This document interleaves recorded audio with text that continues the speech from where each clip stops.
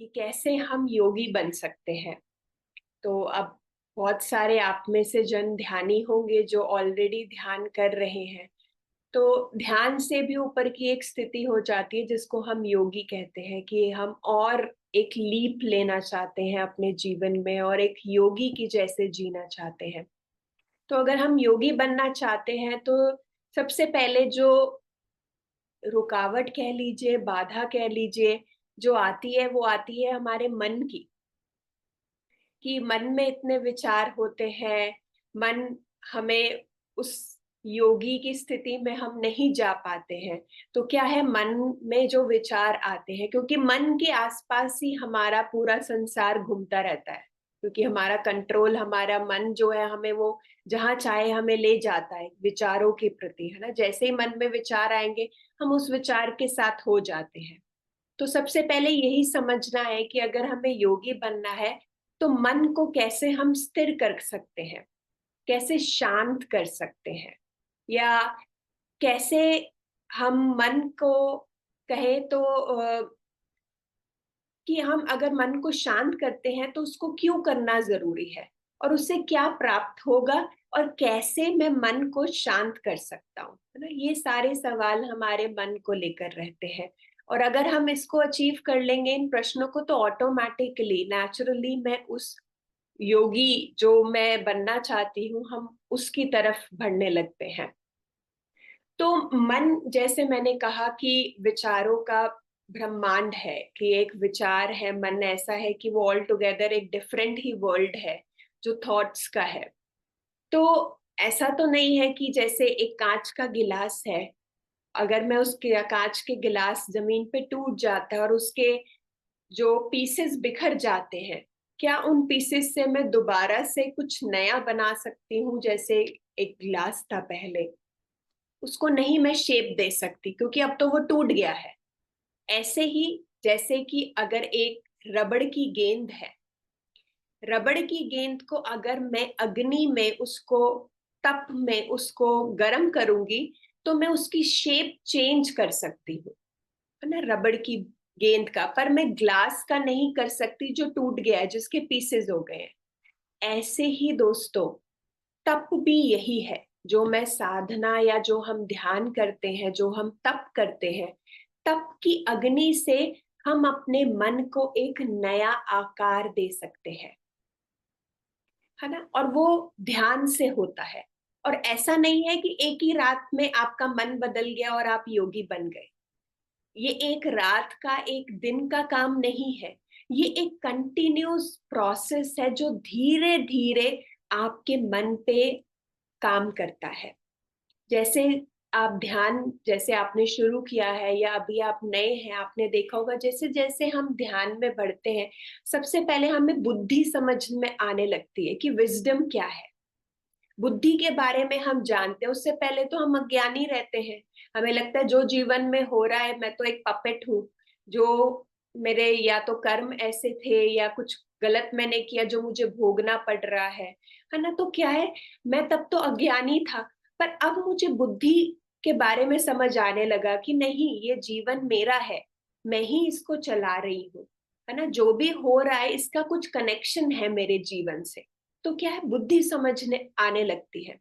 जब बुद्धि पकड़ में आती है तो धीरे धीरे हम अपनी इंद्रियों को भी काबू करना शुरू करते हैं, सीखते हैं। नहीं तो क्या होता है, इंद्रियां क्या है हमारी, जैसे कुछ खाने का स्वाद आया जीभ पे, उसके बारे में विचार आया, मेरे को लगता है हाँ हाँ, तो आज तो मुझे वही खाना है, या आज तो मुझे शॉपिंग पे जाना है।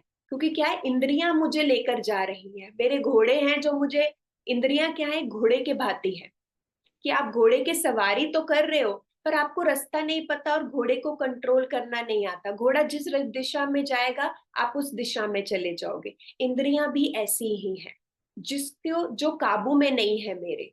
जहां मैं जा रही हूँ इंद्रियां मुझे वहां ले जाती है। पर जैसे जैसे हम तप करते हैं, हमें बुद्धि, हमारी इंद्रियों पे हमारी पकड़ होने बनती है। हम पकड़ जाते कि नहीं, ये मैं इंद्रियों का मैं बॉस हूँ, मैं जहां चाहूंगा वहां मेरी इंद्रियां या मेरे विचार वहां जाने चाहिए। ऐसे नहीं जो भी इंद्री कहे और मैं वो करने लग जाऊं, ऐसा नहीं है। तो हमें ये धीरे धीरे समझ आने लगता है। और जब हम तप करते हैं तो तप क्या है, अपने अंतर्मुखी होना, है ना। अभी हमें क्या लगता है कि सब कुछ बाहर है, हमें लगता है अगर हमारा जीवन में केंद्र अगर हमारा बाहरी चीजों पर है, वस्तुओं पर है, या देवताओं पर भी है, अगर हम सोच रहे बाहर भगवान के जप करने से, चांट करने से, मैं ये नहीं करी कि आपको शांति की अनुभूति नहीं होगी, होगी, पर आप ध्यान से कई दूर है।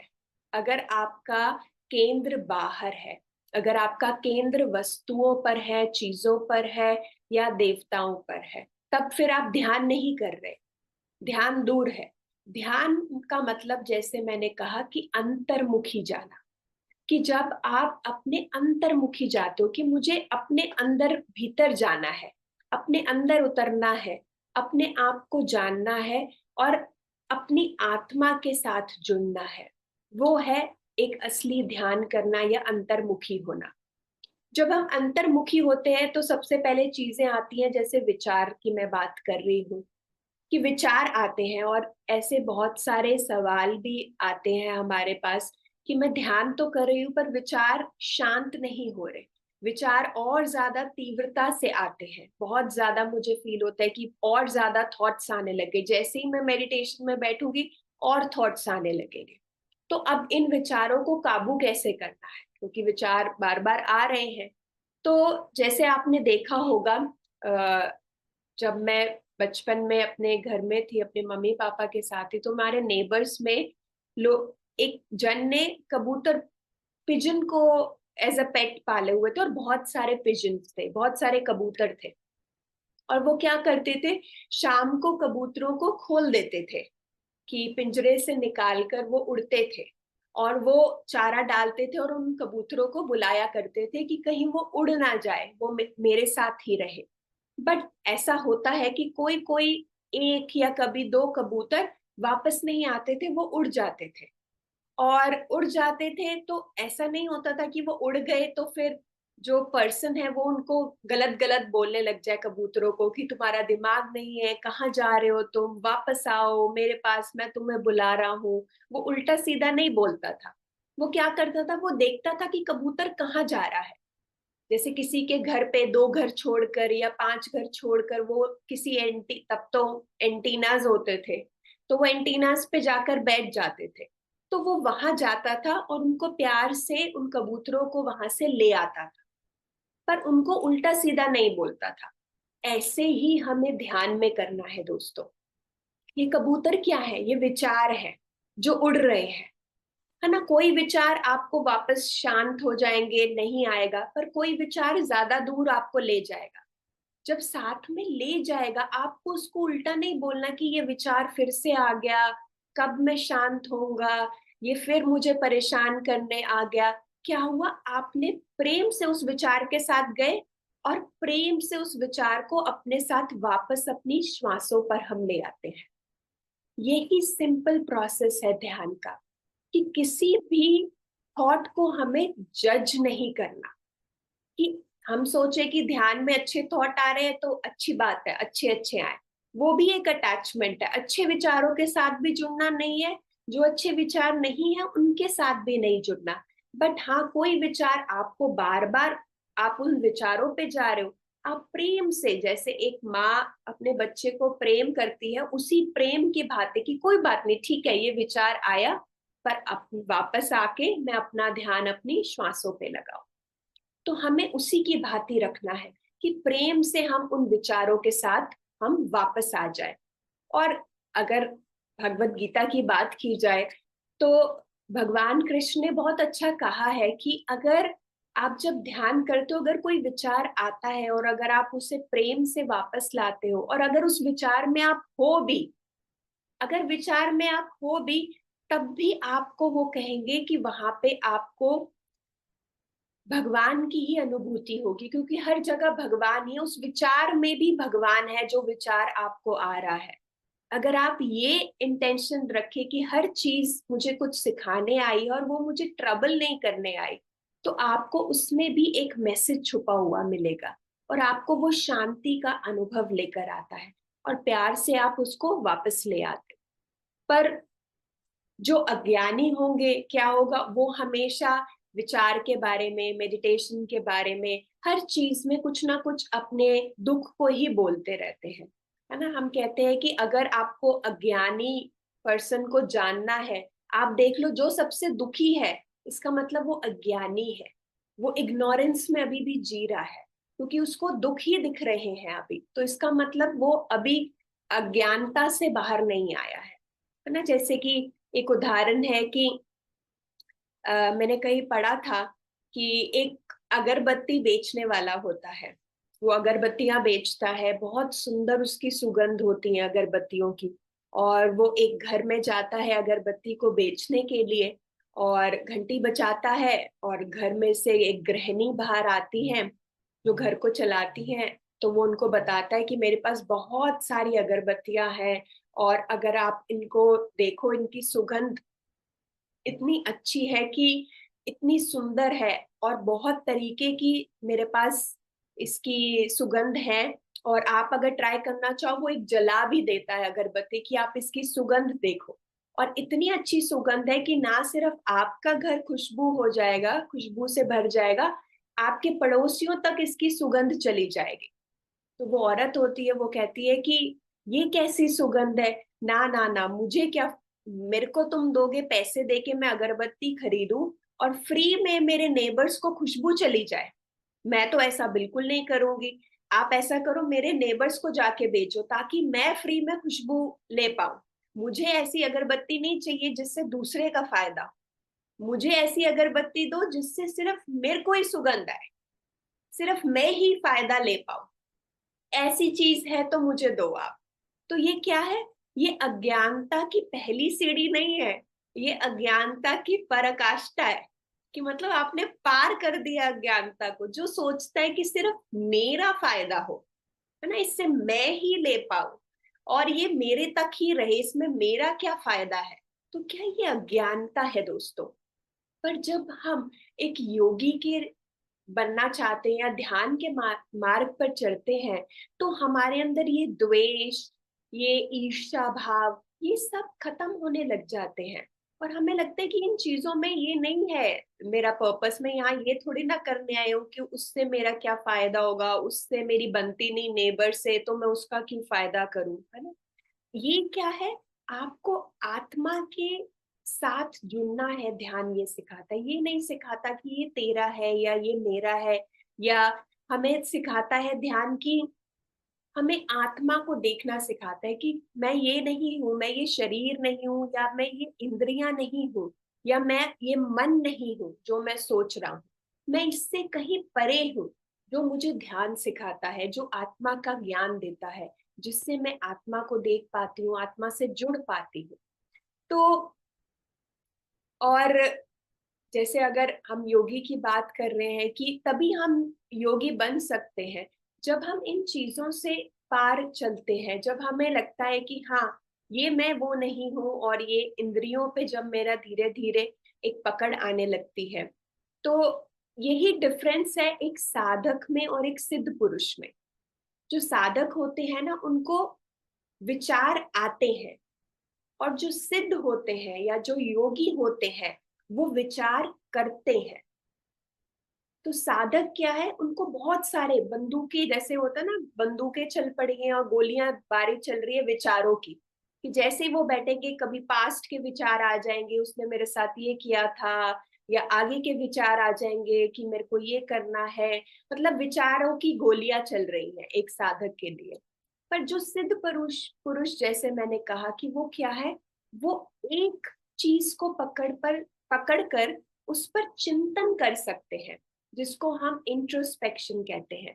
कि वो विचार करते हैं कि अच्छा, अगर मेरे जीवन में ये परेशानी आई है, मैं इस पे चिंतन करूं, इस पे मनन करूं कि अच्छा, ये मुझे क्या सिखाने आई। उनको और कोई विचार नहीं आएगा, वो सिर्फ इस पर इंट्रोस्पेक्ट करेंगे, कॉन्टेम्पलेशन करेंगे कि ये मुझे क्या सिखाने आई। वो खुद से विचार अंदर से लाएंगे, अपने से प्रश्न करेंगे कि ये मुझे क्या सिखाने आई है, या मुझे ये अपने बारे में क्या बताने आई है ना। तो वो लंबे समय तक एक चीज पर कॉन्टेम्पलेट कर सकते हैं। वो ही सिद्ध है, वो ही योगी है जो ये एक चीज को पकड़ के देखते हैं कि जीवन में कि अच्छा, अब मैंने इस पे काम करना है या इस लेसन पे काम करना है, वो उस पे ही फोकस रखेंगे और उसी को ही अपने जीवन में, चाहे कह लो या आध्यात्मिकता में कह लो, वो हर चीज में एक ही चीज को लेकर चलेंगे। वो उसको डिवाइड नहीं करेंगे कि अच्छा ये तो मैं आध्यात्मिकता पढ़ता हूँ, 1 घंटे के लिए अच्छी किताब पढ़ता हूँ और मेरे 23 घंटे मटेरियलिस्टिक वर्ल्ड में चल रहे हैं। वो लाइफ को एज अ होल लाइफ लेते हैं और उस लेसन को अपने जीवन में उतारते हैं, चाहे वो आध्यात्मिकता हो चाहे वो मटेरियलिस्टिक वर्ल्ड हो।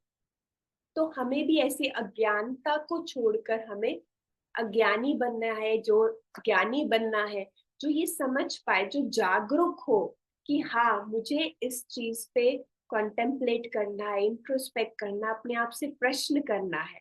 वो ही एक योगी है। और हमें लगता है कि योगी का मतलब क्या है कि जब योगी की हमारे अंदर एक छवि ऐसी होती है कि जो ध्यान करता है, जो तप करता है, जो स्थिर रहता है, जो हिलता नहीं है, एक समाधि की हम स्टेट सोचते हैं उसे, वो मैं कहूंगी योगी नहीं है दोस्तों, वो एक लक्षण है। स्थिर होना एक लक्षण है योगी का। पर अगर मैं परम योगी की बात करूं तो परम योगी क्या है? जो आत्मा में स्थिर रहता है। परम योगी कौन है? जो वर्तमान में स्थिर रहता है, जो वर्तमान में रहता है कि यही है क्षण मेरे पास। वो ना एक मिली सेकंड भी आगे का नहीं सोचता, ना वो पीछे का सोचता है। वो इस क्षण में रहता है, वो ही परम योगी है जो अपनी आत्मा में स्थिर है। और दूसरा, जो जागरूक है, जो वर्तमान क्षण में रहता है सदैव, इस तन इस न इस वक्त में या इस समय में रहता है।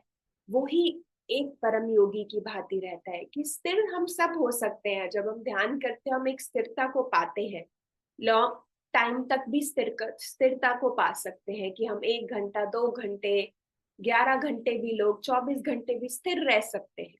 बट वो एक लक्षण है, वो ये दिखाता नहीं है कि ये एक योगी है। योगी तो तब दिखाता है जब आप अपने जीवन को कैसे जीते हो, इस वर्तमान में कितने समय तक रहते हो और अपने आत्मा से जुड़े रहते हो, आत्मा में स्थिर रहते हो। जो कार्य करते हो आप एक आत्मा के स्तर पे रहते हो, है ना। हम सब जानते तो हैं कि हम एक सोल हैं। अगर कोई पूछे कौन हो आप कहोगे आप हम एक आत्मा है। जानते हम सब हैं, पर क्या हम उसे जी रहे हैं, उसमें डिफरेंस है। वो ही ये योगी सिखाते हैं हमें कि कैसे वो इस चीज को जी रहे हैं अपने जीवन में। हमें भी एक आत्मा के स्तर पर रहकर देखना होता है। जब भी कोई चैलेंज आए, आप सोचो कि अगर इसमें एक मेरी वाइजर सेल्फ होगी, मेरी जो आत्मा होगी, वो क्या करेगी, है ना। हमेशा ऐसे सोचो आप, वो इस चैलेंज को कैसे, इस चुनौती को कैसा सामना करेगी। क्या वो ब्लेम करेगी? क्या वो किसी को जेलसी या ग्रीड या ये सारी भावनाएं आएगी? उसके अंदर क्या आएगा? जब यही कंटेम्पलेशन है, यही परम योगी है। जब आप ऐसे सोचने लगोगे और उस जीवन को जीने लगोगे, आप अपने आप ही परम योगी की तरफ बनने लग जाओगे। और ये जैसे मैंने कहा कि ये धीरे धीरे है प्रोसेस फ्रेंड्स। ये हर दिन जैसे हम एक खांचे को मोल्ड करते हैं ना, समय कितने फ्रजाइल होता है उसको मोल्ड करने के लिए, कितने प्यार से हम उसको पकड़ते हैं, उसको मोल्ड करते हैं। सेम आपका मन भी ऐसा ही है कि आपको धीरे धीरे हर दिन प्रयास करना है उसको मोल्ड करने का। हर दिन प्रयास करना, अपने आप को याद दिलाना है कि मैं वो आत्मा हूँ, मुझे अपनी आत्मा में स्थिर रहना है। और कैसे मैं आत्मा, वर्तमान में रहकर, आत्मा में स्थिर रहकर कैसे अपने हर कार्य को मुझे करना है, 24/7 करना है। ये नहीं सिर्फ 1 घंटा, आधा घंटा, 2 घंटे, पूरे वक्त को मैं कैसे जी सकता हूँ, यही परम योगी हमें सिखाता है। और यही हमारा, मैं कहूंगी, गोल है, अल्टीमेट गोल यही है कि हम कैसे जो आध्यात्मिकता को हम जान रहे हैं, समझ रहे हैं, उसको जीवन में कैसे उतारना है। यही हमें सीखना है। तो अभी हम लोग मेडिटेट करते हैं फ्रेंड्स। तो आप सब एक सुखासन में बैठ जाओ।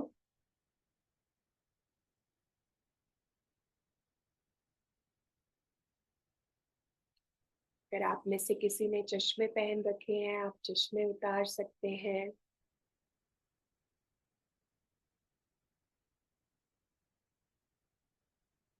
अपने हाथों की उंगलियों के बीच में उंगलियों को डाल लें और धीरे से अपनी गोद में रख लें कोमलता से, और धीरे से अपनी आंखें बंद कर लें।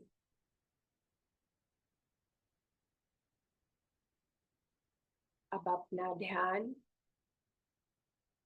बाहर से भीतर की ओर लगाएं।